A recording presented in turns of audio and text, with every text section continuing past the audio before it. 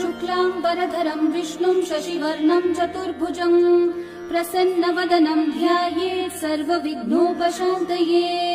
व्यासं वसिष्ठनप्तारं शक्तै पौत्रमकल्मषं पराशरात्मजं वन्दे शुकतातं तपोनिधिम्।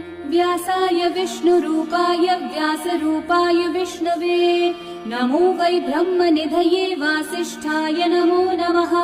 अविकाराय शुद्धाय नित्याय परमात्मने सदैकरूपरूपाय विष्णवे सर्वजिष्णवे। यस्य स्मरणमात्रेण जन्म संसारबन्धनात् विमुच्यते नमस्तस्मै विष्णवे प्रभविष्णवे। ॐ नमो विष्णवे प्रभविष्णवे। श्रीवैशम्पायन उवाच श्रुत्वा धर्मान् शेषेण पावनानि च सर्वशः युधिष्ठिरः